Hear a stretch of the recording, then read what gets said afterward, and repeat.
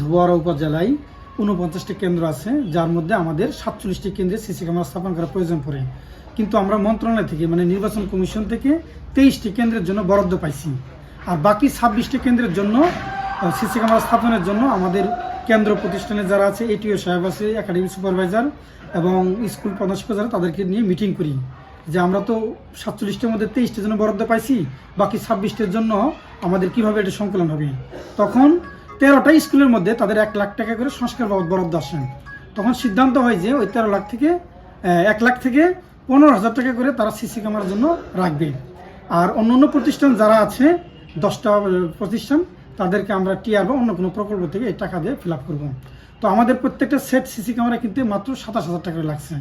সাংবাদিক সাহেব যেটা বলছে ১২,০০০ টাকা দিনে ৪৮,০০০ টাকা, যা অসত্য, তথ্য সঠিক নাই। আসল ঘটনা হলো এটাই যে প্রত্যেকটা সেট আমরা ২৭,৮০০ টাকা করে কিনছি এবং কোনো শিক্ষকের কাছ থেকে জোরপূর্বক কোনো টাকাই নেওয়া হয়নি। যে কথা বলা হচ্ছে যে ১৫,০০০ টাকা নেওয়া হচ্ছে, এটা মূলত তাদের সংস্কার বাবদ যে ১ লাখ টাকা করে আসে, ওইখান থেকে ১৫,০০০ টাকা তারা সিসি ক্যামেরার জন্য রাখে। কিন্তু সিসি ক্যামেরার দাম তো হলো ২৭,০০০, বাকি ১২,০০০ টাকা আমাদের টিআর প্রকল্প থেকে দিয়ে মেকআপ করা হয়েছে। ধন্যবাদ।